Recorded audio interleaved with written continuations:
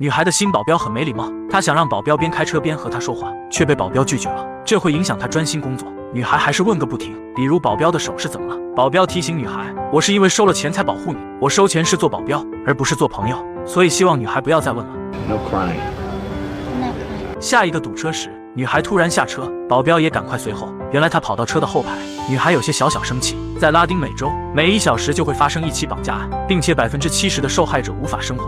身为富家女孩的皮塔其实很危险，而之后的一天，女孩真的被绑架。这是关于大叔与萝莉的高分救赎电影。先回到故事的开始，克雷塞是陆战队退伍军人，执行过不计其数的暗杀行动。因为战争后遗症，他整天酗酒，还总想离开这个世界。他千里迢迢来到墨西哥，因为见他的军火商朋友。朋友了解克雷塞，知道他的内心痛苦，于是介绍一份保镖工作给克雷塞，希望他通过工作走出阴影。雇主叫山姆，是汽车零配件生产商老板，雇佣保镖是保护女儿。看过克雷塞的工作履历，山姆十分震惊，16年反恐作战从军经验，应该不是人人都请得起，但是他报价不高。至于为什么，克雷塞说他喝酒，但是请放心，不会影响保护你女儿。山姆带克雷塞回到家，太太丽莎看到本人后，立刻决定聘用克雷塞，因为他看上去很安全，还有那惊人的履历，虽然他从未做过关于保镖的工作。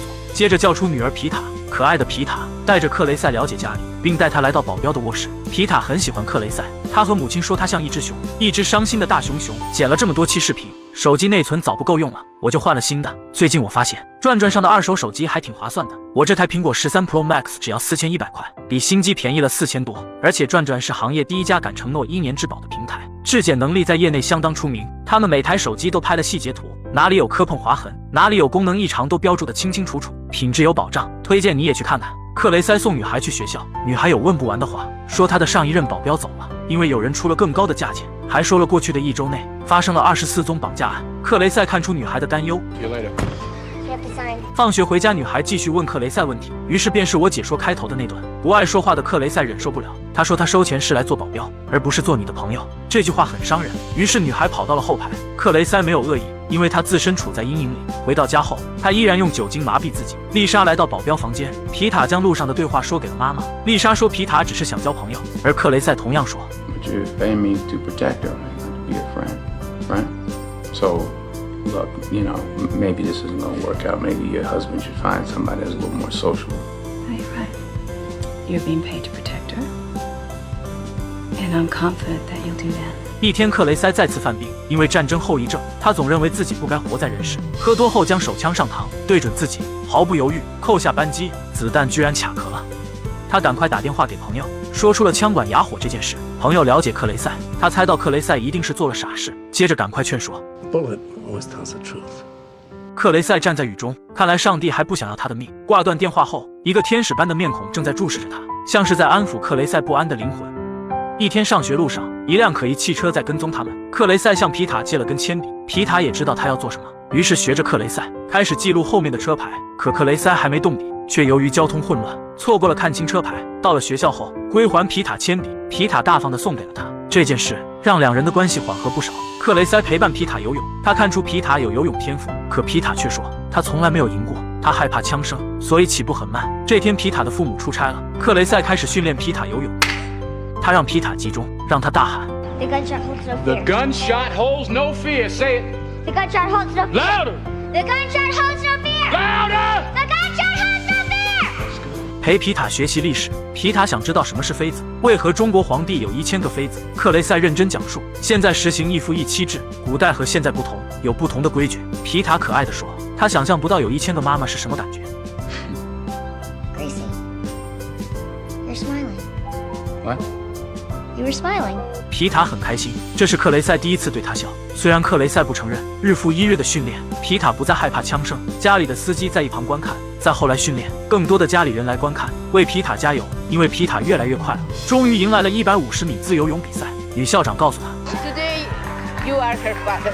这句话触动克雷塞的内心。与皮塔的日子里，他越来越发现世间那么美好。克雷塞和其他父母一样，在岸上为孩子默默加油。而他今天是最幸运那个父亲，因为皮塔拿下了第1名。克雷塞抱紧皮塔，一向僵硬的脸颊笑开了花。克雷塞带着皮塔一起参加朋友的饭局，朋友会讲述一些关于他的故事。皮塔用零花钱给克雷塞买了礼物，小熊内有一个项链，是免死护身符。朋友为他高兴。在保护皮塔的日子里，克雷塞逐渐走出了阴暗的世界。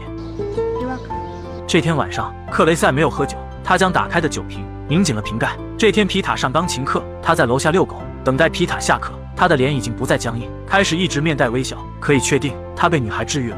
而就在皮塔快要下课时，一辆警车横在路中央，接着那辆曾跟踪过他们的车出现。克雷塞预判有危险，当女孩放学后，他赶快向天上开枪，预示让女孩快跑。可枪声响起后，警察开枪击中克雷塞，克雷塞开始反击，他干掉匪徒和警察，他们都是一伙的。皮塔看到克雷塞中枪，于是他大步跑回来，最终克雷塞身中2枪倒地不起，而女孩跑到他的身边，很快被绑匪强行带走。皮塔被绑架了，克雷塞没有死掉，他被送进医院，还被警察曝光。警长在记者面前曝光他干掉2名法警，还涉嫌卷入皮塔的绑架案。可不是所有的人都傻，一名记者当场爆料，有记录显示2名被害警官当天并未执勤公务，他们又为何会穿着制服，还开着巡逻车出现在绑架现场？这究竟干嘛呢？而且2名警官本就因贪污而臭名昭著，在媒体面前，警长无话可说。警匪勾结的事当地很常见，只是调查局找不到证据。皮塔被绑架，最伤心的一定是妈妈。父亲没有流泪，但也能看出他的难受。为了救出女儿，他们选择交出赎金，不愿让警方介入。但是反绑组的范托斯必须介入，因为案发现场有2名法警身亡。绑匪联系到山姆，他们索要赎金1000万。按照绑匪的要求，皮塔的父亲经过各种环节，将赎金放入白色车子。可就在山姆离开后，现场发生了枪战。山姆回家后，很快接到绑匪电话，绑匪不仅没拿到钱，侄子还死于枪战。绑匪很气愤，决定干掉皮塔，为侄子偿命。丽莎抢过电话，不断向绑匪哀求，而一切已经晚了。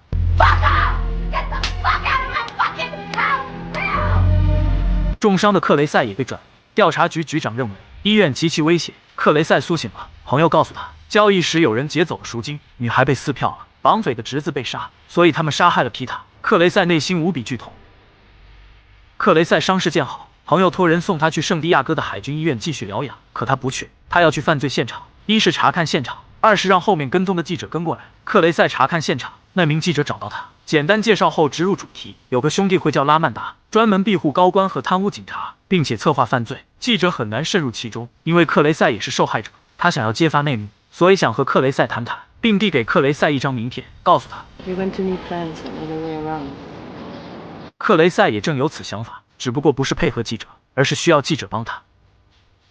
回去的路上，朋友要送他去美国，克雷塞还在流血，很有可能性命不保，可他却列了清单，点了手雷和大量武器。克雷塞回到皮塔家，女孩的所有物品已经盖上塑料布，他找到了女孩的日记，因为皮塔在上面记录过那辆跟踪车的车牌号，虽然差一个数字，但这是现在唯一的突破口。克雷塞又发现皮塔的日记中称呼他为克雷塞大熊熊，并且他很喜欢克雷塞。就在这时，皮塔的母亲走进来，丽莎很是自责，她觉得自己什么也没有给到皮塔。身为母亲，她觉得她很失败，而克雷塞告诉她 I'm gonna kill him.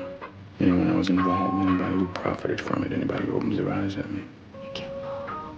克雷塞取到名单上的武器，准备回归到老本行。他先打电话给新朋友记者，需要他帮忙查那个车牌照，匹配10个数字，找到可疑的车辆。记者来到联邦调查局，局长和记者是情人关系，他们一同查了多年绑匪，却一直没有收获。男人将匹配好的牌照号交给记者，接着克雷塞找到那辆车，竟然是一辆法警的车。黑警没有担心面前的男人，毕竟他混黑白两道。可是接下来他可惨了。克雷塞带他来到城市边缘，用胶带将他的双手紧紧缠在方向盘上。16年的工作经验，他太擅长刑讯逼供，随着手指被一根一根的弄断。黑警说出所有，他只是负责绑走女孩，之后交给一个叫屠夫的男人。屠夫左脸有块胎记，在某舞厅看场子。绑匪的幕后老板叫做噪音，噪音负责谈交易。黑警只知道这些，他们组织分工明确，看来在黑警这里得不到其他消息。接着，克雷塞一枪崩掉黑警，松开汽车手刹，汽车从高山下坠落，在山脚下爆炸。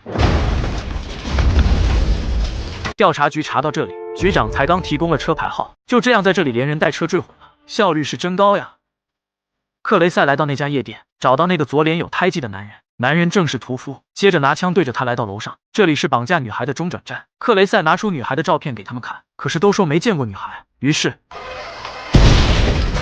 杀猪给猴看。在接着的逼问下，长毛男说出他们只管等电话，其他什么也不知道。他们的报酬是通过一张银行卡，每星期可取200元。克雷塞逼问出密码，接着继续开枪，继续逼问。长毛男说根本没见过噪音，每当噪音或者他弟弟来带走女孩时，他们在另一个房间。那天那个人对着女孩大叫，因为他侄子被杀了，赎金被偷走了，是被一个叫做范托斯的黑警拿走的。16年专业逼供，长毛几乎说出了所有。接着克雷塞让他和女孩道歉，然后屋内仅剩一个女人，一个早已吓破胆的女人。危急关头，他说出了另一个被绑架的女孩就在这里。克雷塞救出女孩，带着女人离开舞厅，开枪赶走了所有的客人。接着发生剧烈的爆炸，夜店被毁掉。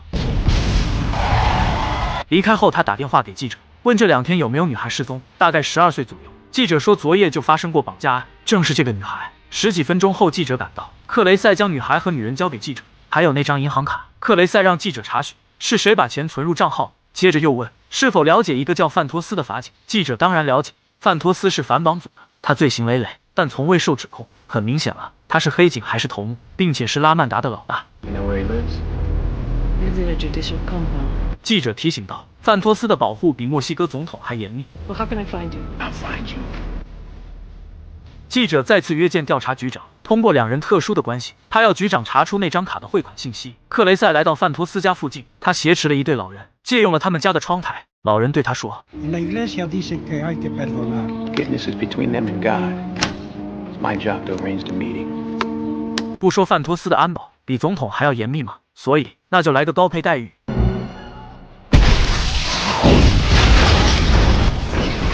即使在严密的安保，也在火箭筒后乱了阵脚，当场伤亡一半。克雷塞下去补枪，手里握着手雷，劫持了中间那辆汽车，里面正是被保护的范托斯。劫持法警，直升机在空中寻找，克雷塞将他带到2个桥的中间，开始温柔的逼问。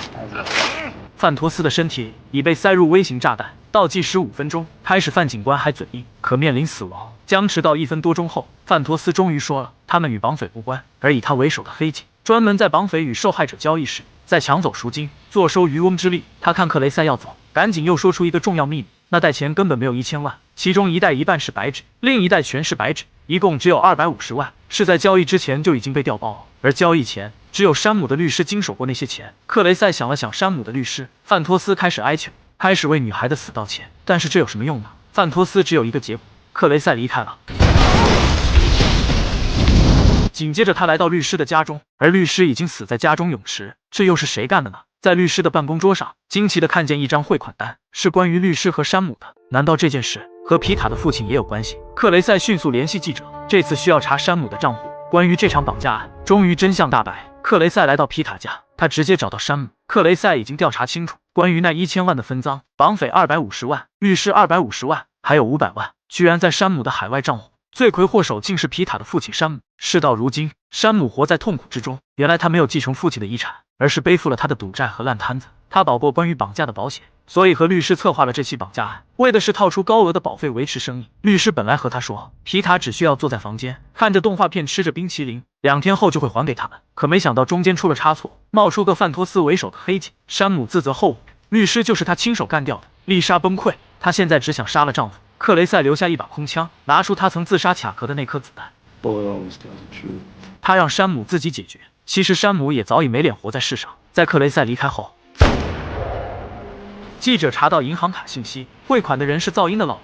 按照地址，克雷塞潜入噪音家中，在这里克雷塞再次中枪。逃跑中，噪音的弟弟被车撞，克雷塞将全家控制住，劫持了噪音的妻子和被撞伤的噪音弟弟。死亡的威胁下，女人给噪音发了传呼。噪音很聪明，但是家人对他很重要。在通电话中，克雷塞打断了弟弟的手掌。噪音妻子大喊，并取出家中成捆的钱给克雷塞。他还不清楚，克雷塞要命不要钱。噪音苦思冥想，说出决定一命换一命。 Whose life are you talking? What are you talking about? 原来皮塔没有被撕票，噪音是个生意人，他死了就一文不值。皮塔还活着，克雷塞很激动，但需要皮塔活着的证据。他让噪音问女孩，他的小熊叫什么？噪音问过后再次回电。Chrissy. She calls the bear. Chrissy. 克雷塞确定皮塔真的还活着，噪音要用女孩的命换克雷塞的命，还有他的弟弟。 Okay. 交易的路上，克雷塞将消息告诉丽莎，他们约在某公路的交易地点，就是这里。克雷塞让丽莎用枪对着噪音的弟弟，如果出现3长2短，就对着他扣动扳机。接着克雷塞向桥上走去，他刚刚身中一枪，手臂不断流血。噪音的手下看到他时，接着打开车门，摘下头套和眼罩。女孩正是皮塔，他迅速向克雷塞跑过来，他的大熊来救他了。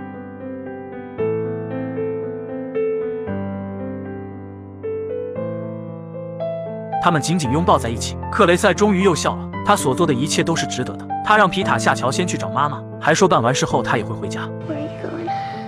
On a blue bayou. 皮塔再次抱紧克雷塞，接着向着妈妈跑去。丽莎放开噪音的弟弟，和女儿皮塔抱在一起。而克雷塞信守承诺，为了让这对母女顺利离开，他一步一步走向噪音。他从远处看着皮塔被抱上车，然后自己上了绑匪的车。他要跟着进入绑匪老巢，听天由命。可就在路上，新的枪伤加上之前的伤口破裂，克雷塞闭上双眼离开人世。他守护了自己的天使，没有了遗憾。皮塔让他重拾生活的意义，他走得很安详。克雷塞复仇的路上，联邦调查局一路监视，最终他们找到噪音的落脚点，结束了噪音的生命。这个为祸一方的绑架集团就此覆灭。